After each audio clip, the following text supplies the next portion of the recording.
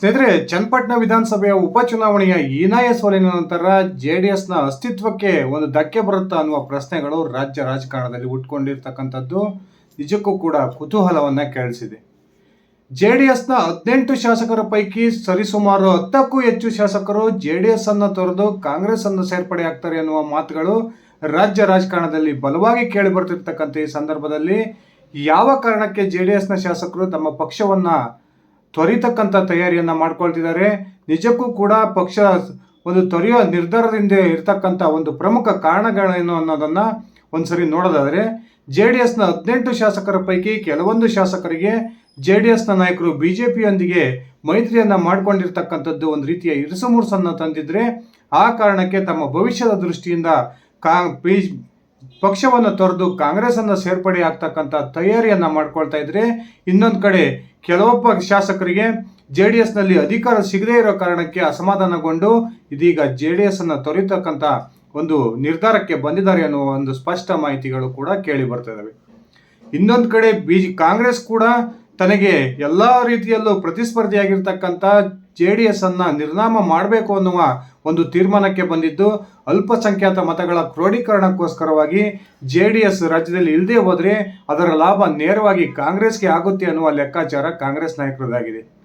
ಬಿಜೆಪಿಯ ಶಾಸಕರನ್ನ ಸೆಳೆಯೋದಕ್ಕಿಂತ ಹೆಚ್ಚು ಒಂದು ಕಾನ್ಸಂಟ್ರೇಷನ್ ಅನ್ನ ಜೆಡಿಎಸ್ ಅನ್ನ ಇಬ್ಬಾಗ ಮಾಡೋ ಪ್ರಯತ್ನಕ್ಕೆ ಕಾಂಗ್ರೆಸ್ ನಾಯಕರು ಕೈ ಹಾಕಿರ್ತಕ್ಕಂಥದ್ದು ನಿಜಕ್ಕೂ ಕೂಡ ಇದೇ 5ನೇ ತಾರೀಕು ಹಾಸನದಲ್ಲಿ ನಡೀತಕ್ಕಂಥ ಒಂದು ಸಮಾವೇಶದ ಸಂದರ್ಭದಲ್ಲಿ ಜೆಡಿಎಸ್ ಅನ್ನ ತೊರೆದು ಜೆಡಿಎಸ್ನ ಶಾಸಕರು ಕಾಂಗ್ರೆಸ್ ಸೇರ್ಪಡೆ ಆಗ್ತಾರ ಅನ್ನುವ ಚರ್ಚೆಗಳು ಕೂಡ ಇದೀಗ ನಡೀತಿದ್ದಾವೆ.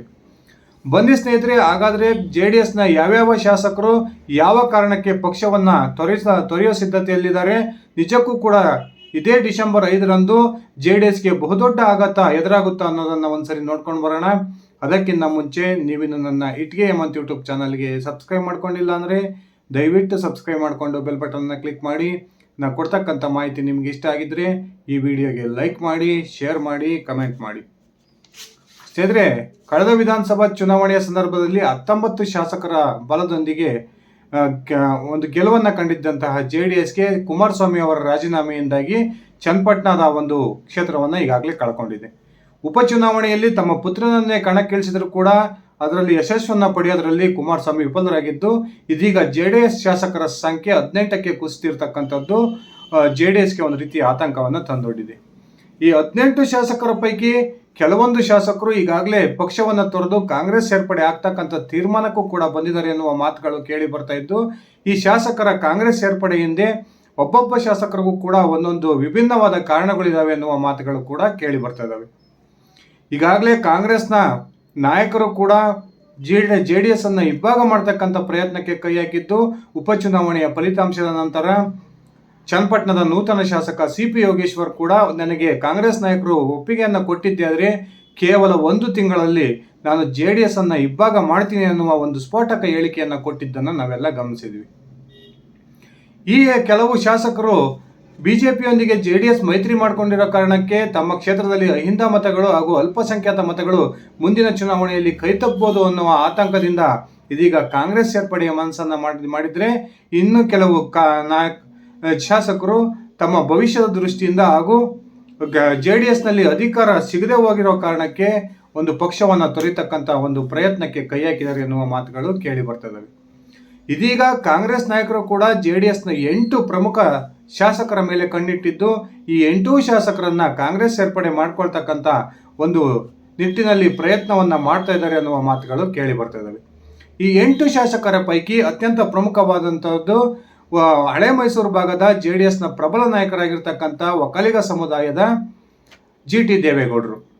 GT ದೇವೇಗೌಡರನ್ನ ಕುಮಾರಸ್ವಾಮಿ ಅವರಿಂದ ತೆರವಾಗಿದ್ದಂತಹ JDLP ನಾಯಕನ ಸ್ಥಾನಕ್ಕೆ ಜೆಡಿಎಸ್ ನಾಯಕರು ಆಯ್ಕೆ ಮಾಡ್ತಾರೆ ಅನ್ನುವ ಮಾತುಗಳು ಕೇಳಿ ಬರ್ತಾ ಇತ್ತು.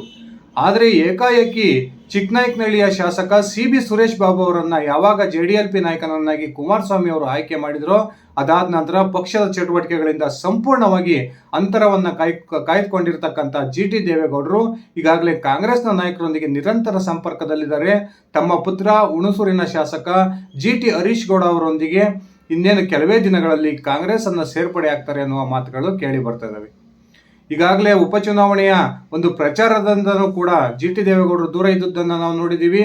ಅದೇ ರೀತಿ ಮುಂಬರ್ತಕ್ಕಂಥ 2028ರ ಸಾರ್ವತ್ರಿಕ ಚುನಾವಣೆಯ ವೇಳೆಗೆ ತಮ್ಮ ಪುತ್ರ ಹರೀಶ್ ಗೌಡನಿಗೆ ಚಾಮುಂಡೇಶ್ವರಿಯ ಟಿಕೆಟನ್ನು ಕಾಂಗ್ರೆಸ್ ಕೊಡೋದೇ ಕನ್ಫರ್ಮ್ ಆಗಿದ್ದೆ ಆದರೆ ಜಿ ಟಿ ದೇವೇಗೌಡರು ತಮ್ಮ ಪುತ್ರನ ರಾಜಕೀಯ ಭವಿಷ್ಯದ ದೃಷ್ಟಿಯಿಂದ ಕಾಂಗ್ರೆಸ್ಸನ್ನು ಸೇರ್ಪಡೆ ಆಗೋದು ಬಹುತೇಕ ಪಕ್ಕಾ ಎನ್ನುವ ಮಾತುಗಳು ಕೂಡ ಕೇಳಿ ಬರ್ತದೆ. ಇನ್ನೊಂದು ಕಡೆ ಮುಳಬಾಗಿಲಿನ ಶಾಸಕ ಸಮೃದ್ಧಿ ಮಂಜಾತ್ ಹಾಗೆಯೇ ಗುರುಮಿಟ್ಕಲ್ನ ಶಾಸಕ ಶರಣಗೌಡ ಕುಂದುಕೂರು, ಈ ಇಬ್ಬರು ಶಾಸಕರಿಗೆ ಪ್ರಮುಖವಾದ ಸಮಸ್ಯೆ ಆಗಿರ್ತಕ್ಕಂಥದ್ದು ಬಿಜೆಪಿಯೊಂದಿಗೆ JDSನ ಮೈತ್ರಿ. ಈ ಇಬ್ಬರು ಶಾಸಕರು ಕೂಡ ಆರಂಭದಲ್ಲಿ ಬಿಜೆಪಿಯೊಂದಿಗೆ JDSನ ನಾಯಕರು ಮೈತ್ರಿ ಮಾಡಿಕೊಂಡಂಥ ಸಂದರ್ಭದಲ್ಲಿ ಬಹಿರಂಗವಾಗಿಯೇ ಈ ಮೈತ್ರಿಯನ್ನು ವಿರೋಧ ಮಾಡಿದರು. ಇದೀಗ ಶರಣಗೌಡ ಕುಂದುಕೂರು ಅವರನ್ನು ಮನವೊಲಿಸೋ ಪ್ರಯತ್ನಕ್ಕೆ ಆ ಲೋಕಸಭಾ ಚುನಾವಣೆಯ ಸಂದರ್ಭದಲ್ಲಿ ಕುಮಾರಸ್ವಾಮಿ ಅವರು ಯಶಸ್ವಿಯಾಗಿದ್ದರೂ ಕೂಡ ಶರಣಗೌಡ ಅವರು ಈಗಾಗಲೇ ಕಾಂಗ್ರೆಸ್ ನಾಯಕರೊಂದಿಗೆ ನಿರಂತರ ಸಂಪರ್ಕದಲ್ಲಿದ್ದಾರೆ. ಆ ಮೂಲಕ ಅವರು ಕೂಡ JDS ಅನ್ನು ತೊರೆದು ಕಾಂಗ್ರೆಸ್ ಅನ್ನು ಸೇರ್ಪಡೆ ಆಗ್ತಾರೆ ಅನ್ನುವ ಮಾತುಗಳು ಕೇಳಿ ಬರ್ತವೆ.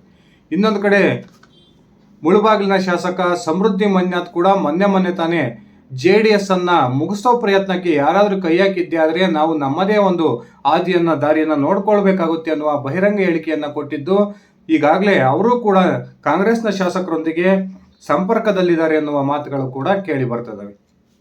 ಇನ್ನೊಂದು ಕಡೆ ಪಕ್ಷಾಂತರದ ಅತ್ಯಂತ ಹೆಚ್ಚು ಚರ್ಚೆ ಆಗ್ತಿರ್ತಕ್ಕಂಥ ಮತ್ತೊಂದು ಹೆಸರು ಶಿವಮೊಗ್ಗ ಗ್ರಾಮೀಣ ಕ್ಷೇತ್ರದ JDSನ ಶಾಸಕಿ ಹಾಗೂ ವಿಧಾನಸಭೆಯ JDSನ ಉಪ ನಾಯಕಿಯಾಗಿರ್ತಕ್ಕಂಥ ಶಾರದಾ ಪೂರ್ಯ ನಾಯ್ಕ್. ಈಗಾಗಲೇ ಶಿವಮೊಗ್ಗ ಗ್ರಾಮಾಂತರ ಶಾಸಕಿಯಾಗಿರ್ತಕ್ಕಂಥ ಶಾರದಾ ಪೂರ್ಯ ನಾಯ್ಕರವರನ್ನು ಕಾಂಗ್ರೆಸ್ಗೆ ಸೆಳೆತಕ್ಕಂಥ ಪ್ರಯತ್ನಕ್ಕೆ ಶಿವಮೊಗ್ಗ ಜಿಲ್ಲೆಯ ಉಸ್ತುವಾರಿ ಸಚಿವರಾಗಿರ್ತಕ್ಕಂಥ ಮಧು ಬಂಗಾರಪ್ಪನವರು ನಿರಂತರ ಪ್ರಯತ್ನವನ್ನು ಮಾಡ್ತಾ ಇದ್ದಾರೆ. ಆದರೆ ನಿಜಕ್ಕೂ ಕೂಡ HD ಕುಮಾರಸ್ವಾಮಿ ಅವರೊಂದಿಗೆ ಉತ್ತಮ ಸಂಬಂಧವನ್ನು ಹೊಂದಿರತಕ್ಕಂಥ ಶಾರದಾ ಪೂರ್ಯ ನಾಯ್ಕ ಅವರು ಕಾಂಗ್ರೆಸ್ ಅನ್ನು ಸೇರ್ಪಡೆ ಆಗ್ತಾರ ಅನ್ನುವ ಪ್ರಶ್ನೆಗಳು ಕೂಡ ಎದ್ದಿದ್ದಾವೆ. ಈ ಒಂದು ಶಿವಮೊಗ್ಗ ಗ್ರಾಮೀಣ ಕ್ಷೇತ್ರದಲ್ಲಿ ಬಿಜೆಪಿ ಕೂಡ ಸಾಕಷ್ಟು ಪ್ರಬಲವಾಗಿದ್ದು, ಶಾರದಾ ಪೂರ್ಯ ನಾಯ್ಕ ಅವರನ್ನ ಬಿಜೆಪಿ ಸೇರ್ಪಡೆ ಮಾಡ್ಕೊಳ್ತಕ್ಕಂಥ ಪ್ರಯತ್ನಕ್ಕೆ ಬಿಜೆಪಿ ನಾಯಕರು ಕೂಡ ಕೈ ಹಾಕಿದ್ದು, ಅಂತಿಮವಾಗಿ ಶಾರದಾ ಪೂರ್ಯ ನಾಯ್ಕ ಅವರು ಯಾವ ಪಕ್ಷವನ್ನು ಸೇರ್ಪಡೆ ಆಗ್ತಾರೆ ಅನ್ನೋದು ಇನ್ನೂ ಕೂಡ ನಿಗೂಢವಾಗಿದೆ. ಇನ್ನೊಂದು ಕಡೆ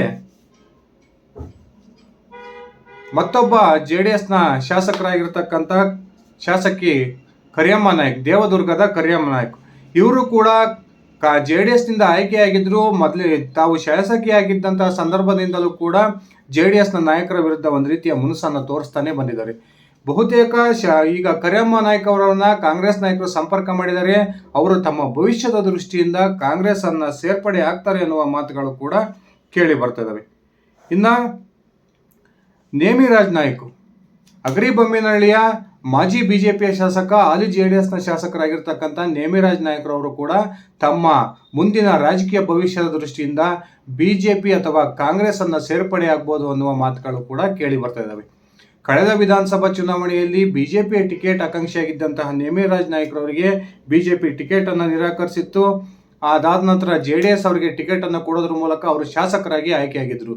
ಈಗಲೂ ಕೂಡ ಬಿಜೆಪಿಯ ನಾಯಕರೊಂದಿಗೆ ಉತ್ತಮ ಸಂಪರ್ಕವನ್ನು ಹೊಂದಿರತಕ್ಕಂಥ ನೇಮಿರಾಜ್ ನಾಯ್ಕರವರು ಕೂಡ ಪಕ್ಷವನ್ನು ತೊರೆದು ಬಿಜೆಪಿಯನ್ನು ಸೇರ್ಪಡೆ ಆಗ್ಬೋದು ಅನ್ನುವ ಮಾತುಗಳು ಕೂಡ ಕೇಳಿ ಬರ್ತದವೆ. ಹಾಸನ ಜಿಲ್ಲೆಯ ಹಿರಿಯ JDSನ ನಾಯಕರಾಗಿರ್ತಕ್ಕಂಥ ಅರಕಲಗೂಡಿನ ಶಾಸಕ ಮಂಜು ಅವರು ಕೂಡ ತಮ್ಮ ಪುತ್ರ ಈಗಾಗಲೇ ಕಾಂಗ್ರೆಸ್ನ ಶಾಸಕರಾಗಿ ಮಡಿಕೇರಿಯಿಂದ ಆಯ್ಕೆಯಾಗಿರ್ತಕ್ಕಂಥದ್ದು, ಕಾಂಗ್ರೆಸ್ ನಾಯಕರೊಂದಿಗೆ ಉತ್ತಮ ಸಂಪರ್ಕವನ್ನು ಕೂಡ ಮಂಜು ಅವರು ಹೊಂದಿರತಕ್ಕಂಥದ್ದು. ಮಂಜು ಅವರು ಸಹ ತಮ್ಮ ಪುತ್ರನ ಒತ್ತಡಕ್ಕೆ ಮಣಿದು ಕಾಂಗ್ರೆಸ್ ಅನ್ನು ಸೇರ್ಪಡೆ ಆಗ್ಬೋದು ಅನ್ನುವ ಮಾತುಗಳು ಕೂಡ ಕೇಳಿ ಬರ್ತಾ ಇದ್ದಾವೆ. ಇನ್ನೊಂದು ಕಡೆ ವೆಂಕಟ ಶಿವಾರೆಡ್ಡಿ ಅವರು, ಮೂಲ ಕಾಂಗ್ರೆಸ್ನ ನಾಯಕರಾಗಿರ್ತಕ್ಕಂಥ ವೆಂಕಟ ಶಿವಾರೆಡ್ಡಿ ಅವರು ಈಗಾಗಲೇ ಕಾಂಗ್ರೆಸ್ನೊಂದಿಗೆ ಉತ್ತಮ ಸಂಪರ್ಕವನ್ನು ಹೊಂದಿದ್ದು, ಕಾಂಗ್ರೆಸ್ ನಾಯಕರ ಒಂದು ಒತ್ತಾಯಕ್ಕೆ ಮಣಿದು ಮುಂದಿನ ರಾಜಕೀಯ ಭವಿಷ್ಯದ ದೃಷ್ಟಿಯಿಂದ JDS ಅನ್ನು ತೊರೆದು ಕಾಂಗ್ರೆಸ್ ಅನ್ನು ಸೇರ್ಪಡೆ ಆಗ್ಬೋದು ಅನ್ನುವ ಮಾತುಗಳು ಕೂಡ ಕೇಳಿ ಬರ್ತಾ ಇದ್ದಾವೆ. ಅದೇ ರೀತಿ ಮತ್ತೊಬ್ಬ ಉತ್ತರ ಕರ್ನಾಟಕದ JDSನ ಶಾಸಕರಾಗಿರ್ತಕ್ಕಂಥ ದೇವರಹಿಪ್ಪರಿಗೆಯ ರಾಜುಗೌಡ ಪಾಟೀಲ್, ಇವರು ಕೂಡ ಬಿಜೆಪಿ ಹಾಗೂ ಕಾಂಗ್ರೆಸ್ ನಾಯಕರ ನಿರಂತರ ಒತ್ತಡಕ್ಕೆ ಒಳಗಾಗಿದ್ದಾರೆ. ಎರಡೂ ಪಕ್ಷದ ನಾಯಕರು ಕೂಡ ರಾಜುಗೌಡ ಪಾಟೀಲ್ ಅವರನ್ನು ತಮ್ಮ ಪಕ್ಷಕ್ಕೆ ಸೆಳೆಯತಕ್ಕಂಥ ಪ್ರಯತ್ನಕ್ಕೆ ಕೈ ಹಾಕಿದ್ದಾರೆ. ರಾಜುಗೌಡ ಪಾಟೀಲ್ ಅವರು ಕೂಡ ತಮ್ಮ ಮುಂದಿನ ರಾಜಕೀಯ ಭವಿಷ್ಯದ ದೃಷ್ಟಿಯಿಂದ ಕಾಂಗ್ರೆಸ್ ಅಥವಾ ಬಿಜೆಪಿಯನ್ನು ಸೇರ್ಪಡೆ ಆಗ್ಬೋದು ಅನ್ನುವ ಮಾತುಗಳು ಕೂಡ ಕೇಳಿ ಬರ್ತದವೆ. ಈ ರೀತಿ JDSನ 18 ಶಾಸಕರ ಪೈಕಿ ಈಗಾಗಲೇ BJP ಹಾಗೂ ಕಾಂಗ್ರೆಸ್ ಎರಡೂ ಪಕ್ಷಗಳು ಕೂಡ JDSನ ಶಾಸಕರನ್ನ ಸೆಳೆತಕ್ಕಂಥ ಪ್ರಯತ್ನಕ್ಕೆ ಕೈ ಹಾಕಿದ್ದು, ಅದರಲ್ಲೂ ಕೂಡ 8 ಶಾಸಕರ ಮೇಲೆ ಕಾಂಗ್ರೆಸ್ನ ನಾಯಕರು ತಮ್ಮ ದೃಷ್ಟಿಯನ್ನು ನೆಟ್ಟಿದ್ದು, ಈ 8 ಶಾಸಕರು ಕೂಡ ಕಾಂಗ್ರೆಸ್ ಅನ್ನ ಸೇರಬಹುದು ಅನ್ನುವ ವದಂತಿಗಳು ಕೂಡ ಈಗಾಗಲೇ ಬಲವಾಗಿ ಕೇಳಿ ಬರ್ತಾ ಇದ್ದಾವೆ.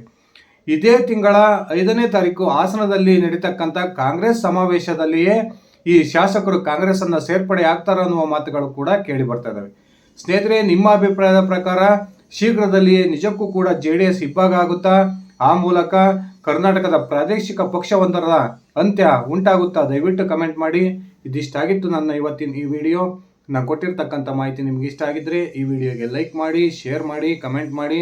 ನೀವು ನನ್ನ ಇಟ್ಗೆ ಮತ್ತು ಯೂಟ್ಯೂಬ್ ಚಾನಲ್ಗೆ ಸಬ್ಸ್ಕ್ರೈಬ್ ಮಾಡ್ಕೊಂಡಿಲ್ಲ ಅಂದರೆ ದಯವಿಟ್ಟು ಸಬ್ಸ್ಕ್ರೈಬ್ ಮಾಡಿಕೊಂಡು ಬೆಲ್ ಬಟನ್ನ ಕ್ಲಿಕ್ ಮಾಡಿ. ಧನ್ಯವಾದಗಳು ಸ್ನೇಹಿತರೆ. ಶುಭ ದಿನ.